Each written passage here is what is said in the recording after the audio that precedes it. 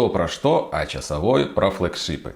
Итак, у меня появился интересный повод в очередной раз рассказать про флегшип. У меня уже был обзор F12, я его сравнивал с предыдущей моделью мини-флегшипа. Если интересно, я ссылочку закреплю. А сейчас появились три интересные модели. Вернее, это одна и та же самая модель, но в трех разных цветах. Хотя почему-то у них отличаются коробки и отличаются надписи. Буквально за 2 секунды попробуйте найти отличия. Во-первых, она толще, чуть-чуть другого цвета. И, как вы видите, почему-то стало 15 функций. У цвета Sandstone и Glacier. Это что-то типа ледник, а это что-то типа песчаный. Ну и стандартный Stonewash, это такой черненький поцарапанный. Я, кстати, его себе оставлю, он мне нравится. И если мы возьмем коробку от F12 блестящего, то у него тоже было 13 функций. Но на самом деле секрет раскрывается просто. Изначально некстуловцы тупанули и плоской отвертке назначили одну функцию. Хотя на самом деле их должно быть 3. Конечно же, плоская отвертка и с двух сторон напильник. Почему не 3 функции? Конечно же 3, поэтому теперь здесь 15 функций. Казалось бы, в обзоре F12 рассмотрели все, но с другой стороны новые цвета. И я ни разу не разбирал данные ножи, а хотелось бы. Хотя какие ножи? Мультитулы. Плюс некстуловцы прислушались, я об этом уже говорил, что у них некоторые чехлы похожи на чехлы для очков и предлагают сейчас бесплатно вот такой вот кожаный чехол при покупке вот этих моделей F12. Там все элементарно, вводите промокод F12 и вот такой вот чехол идет в комплекте. С моим любимым не ешь. Кстати, он кожаный, как ни странно, и можно его крепить на пояс. Удобно это или нет, проверим, но, по крайней мере, выглядит прикольно и как бы, почему нет, кожаный чехол бесплатно. А давайте-ка начнем с Stonewash, он в самой толстой коробочке, и давайте на него посмотрим. В комплекте идет инструкция, а давайте-ка глянем. Я думаю, возможно, и инструкции изменились в связи с тем, что изменился дизайн коробочек. Здесь ведь 13 функций, а их-то 15. Если честно, полностью черные мультитулы, полностью черные лезвия мне не нравятся, они царапаются. Но вот такой вариант, мне кажется, это оптимальное решение. Потому что вот здесь вот выглядит все красиво, но из-за того, что все поверхности сделаны глянцевыми, то буквально пару прикосновений пальцев, и они все получаются в следах, немножко залапаны, их нужно вытирать. А вот здесь залапать будет намного тяжелее, потому что он весь уже немножечко покоцанный, поцарапанный. В общем, мне кажется, это оптимальный вариант, хотя мы еще не видели вот эти цвета. Как, на ваш взгляд, этот лучше выглядит или этот? Изначально мне показалось, что вот такой вариант это оптимальный. Хотелось бы иметь матовый вариант. Матовый не выпустили, но выпустили вот такой вот черный. О, кстати, поменялась упаковка, давайте посмотрим. Вместо блистера у нас теперь вот такая вот красивая бумажка, в которой он, правда, вот так вот туда-сюда бегает. Достаем. И смотрим инструкцию. Не, ну это косяк. Я надеюсь, в следующих версиях это все поправят. Но, как вы видите, инструкции остались идентичными. Почему это смешно? Потому что в инструкции 13 функций, а на коробке 15. Некстуловцы, добавьте, пожалуйста, 2 функции, а то как-то получается неправильно. Ни одного слова, что есть здесь напильник. Ну, куда это годится? Может, здесь уже исправлена инструкция? Не, также 13. Теперь все цвета застонвашены, кроме основного серебристого. И так как процесс обработки не может быть повторен на 100%, заметьте, обработка на всех клинках разная, и мне кажется, это даже интересно. Вот этот чуть-чуть сильнее потерт, этот в среднем, а этот меньше всех потерт. Все, мне теперь обычно F12 не так нравится, убираем его из кадра. А рассмотрим вот этих красавцев и какого-нибудь из них разберем. Один из показателей качества – это, конечно же, повторяемость результатов. Давайте начнем с веса. Голубой 82 грамма, черный 80,5, бежевый 82 грамма. Эти два тяжелее за счет того, что они покрашены, то есть здесь довольно приличный слой краски, который добавляет немножко весу. Конечно же, этот я разберу, но перед этим проверим рез ножей и рез ножниц. Голубой. Хорошо, но не идеально. Черный. Приблизительно так же. И бежевый. Приблизительно одинаково режут бумагу и немножечко не хватает остроты. Картон и ножницы. Начнем с бежевого. Голубой. Черный.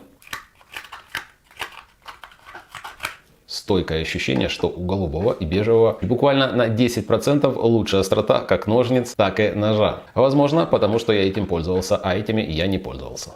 И закрепим на паракорде. Отлично. Отлично. Отлично. И тут я беру голубой, а на нем вообще нет насечки. Я не понимаю, потому что по ощущениям рез одинаковый. А оказывается, на голубом насечка стоит с другой стороны. Вот так это наглядно выглядит. Как видите, одинаково взял ножи, но они собраны немножко по-разному. На резе никак не сказывается, но я говорил про повторяемость результатов и даже не ожидал, что бывают такие приколы. Ну вот, бывают. И да, чуть не забыл, у нас же есть кобура. Можно ли ей пользоваться? Конечно же можно. Открываем, закрываем, ходим. Хотя без темляка довольно тяжело вытаскивать сам мультитул.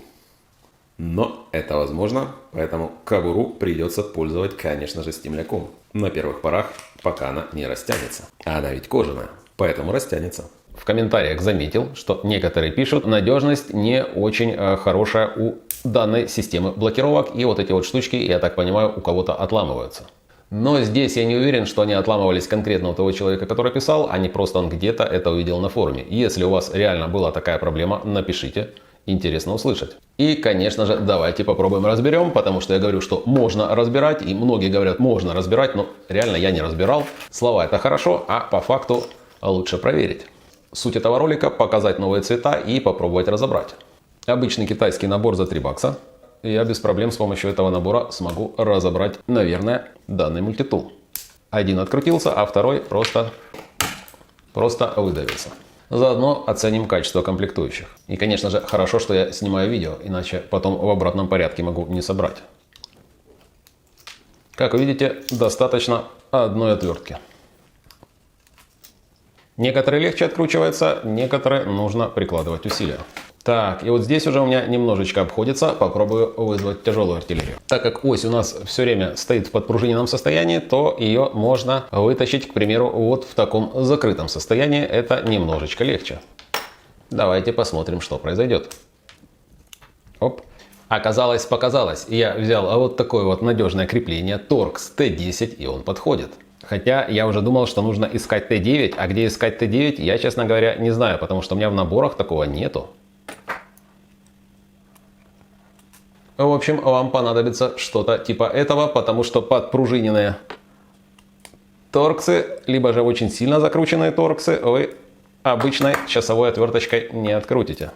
Итак, везде стоят проставки, это хорошо, правда, проставки не из цветных металлов, по крайней мере, они не бронзовые, так точно. Эти последние две оськи я уже не вытаскивал, потому что их придется опять же назад втаскивать, хотя чего не сделаешь. Ради контента давайте одну оську подпружиненную попробуем вытащить. Она вытаскивается только в одну сторону. Связано это с тем, что ось с одной стороны круглая, а с другой вот таким образом сделана. Как вы видите, у вас получится довольно большое количество запчастей, которые нужно будет собрать назад, если вы разберете F12. Из плюсов вы будете знать, из каких частей состоит ваш мультитул. Из минусов вы потратите час времени, как минимум, чтобы хорошо собрать. И обязательно при сборке возьмите вот такой вот фиксирующий состав, иначе ваши винтики будут потом очень сильно и часто раскручиваться. Тщательно запоминайте процесс разбора, потому что нужно будет это все собирать в обратном порядке, но перепутать вам не дадут товарищи из Nextool, потому как есть ограничения, как говорится, от дурака. И вот эту вот оську вы сможете вставить только с этой стороны. Вернее, с той стороны, а в эту сторону она выйдет. По-другому вы ее вставить не можете, потому что с одной стороны ход не круглый, а с другой стороны круглый, собственно, сюда оська и станет.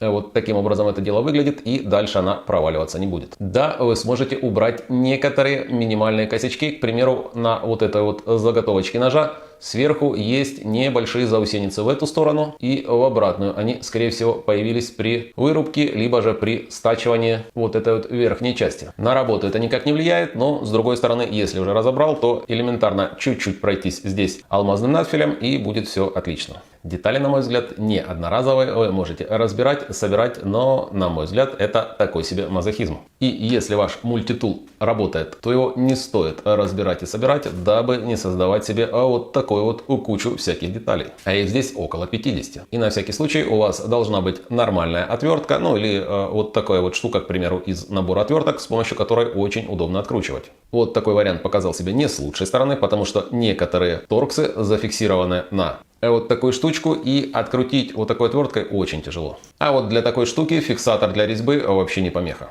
Итог видео. Новые цвета мне понравились. Самые необычные это, конечно же, вот такой вот ледяной и вот такой вот песчаный. И мой любимый черный, которым я буду пользоваться, если, конечно, у меня получится его собрать. А F12 мультитулом я еще раз ставлю палец вверх, брать можно, а разбирать без необходимости не нужно.